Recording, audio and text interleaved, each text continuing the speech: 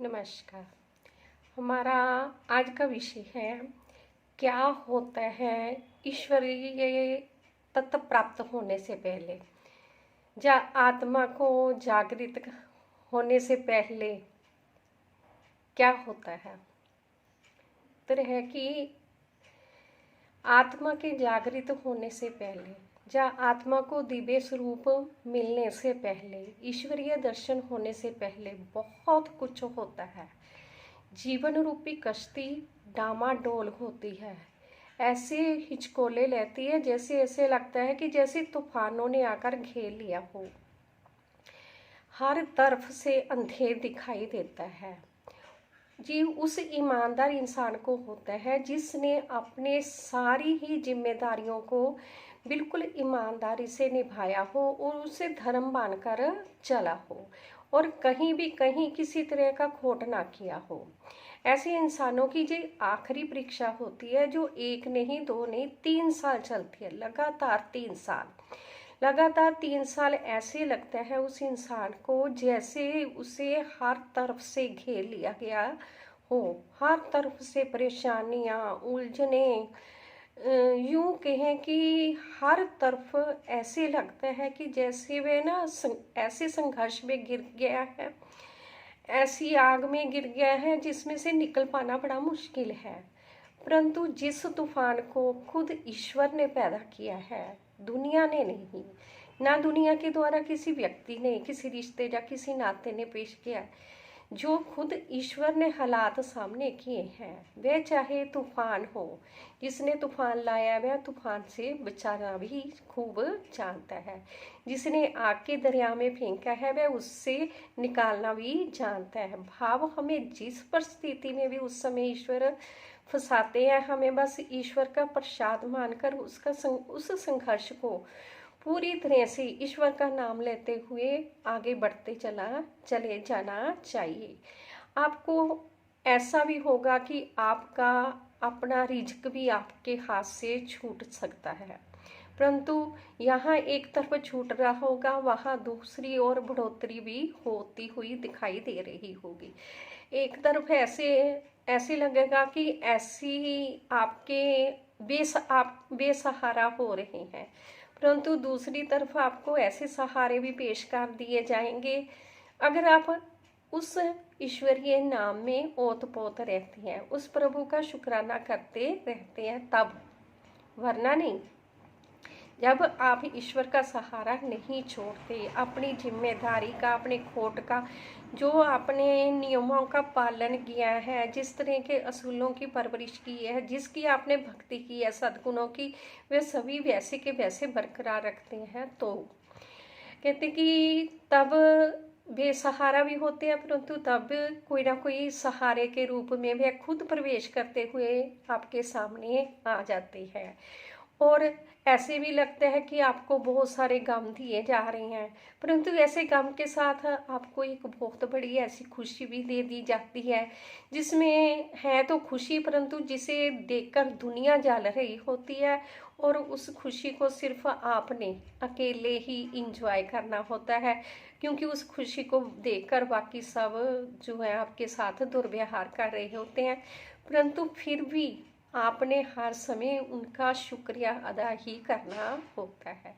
और जब ईश्वर खुद देखते हैं कि मैंने 3 साल से लगातार देख रहा हूँ कि हर हालात में, हर उलझन में, हर समस्या में, हर प्रॉब्लम में, हर तरह की दिक्कत में इसने मुझे नहीं छोड़ा, इसने अपनी जिम्मेदारी को नहीं छोड़ा, इसने अपने सद्गुणों को नहीं छोड़ा, इसने अपने उस स्वभाव का बिल्कुल भी त्याग नहीं किया जिसका त्याग करवाने के लिए मैंने इसे बेहद मजबूर कर दिया था।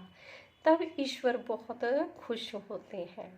तब उस व्यक्ति को ऐसे लगता है कि जैसे उसके समीप कोई अदृश्य शक्ति होती है, वो आसपास चल रही है। उसके बाद वातावरण बिल्कुल ही बदल जाता है, उस व्यक्ति को सुखद अनुभव होने लगते हैं।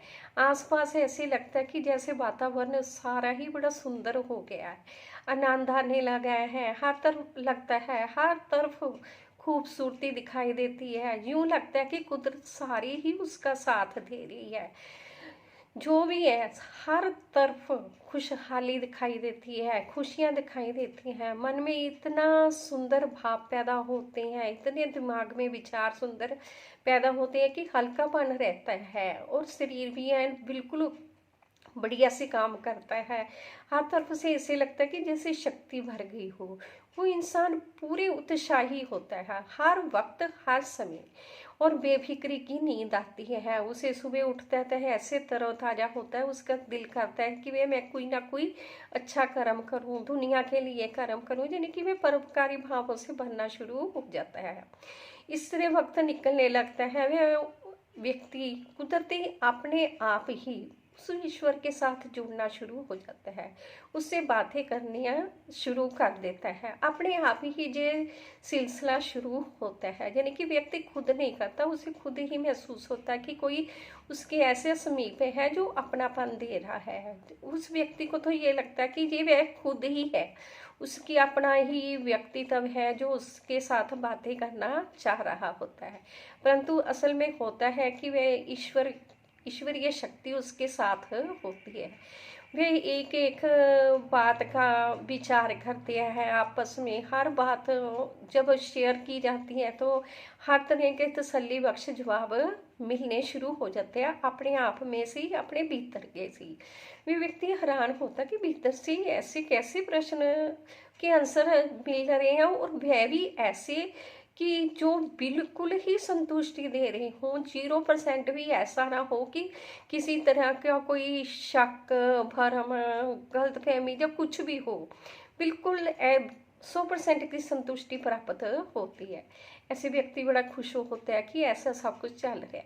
ऐसे करते करते उसे पता ही नहीं चलता कि कब उसे उस ईश्वर के दर्शन हो जाते हैं। कर्म करते करते कोई किसी तरह का ख्याल नहीं रखना कि वह पाठ कर है या वो कर है, नहीं, किसी तरह का कोई ख्याल नहीं, बस हो जाते हैं।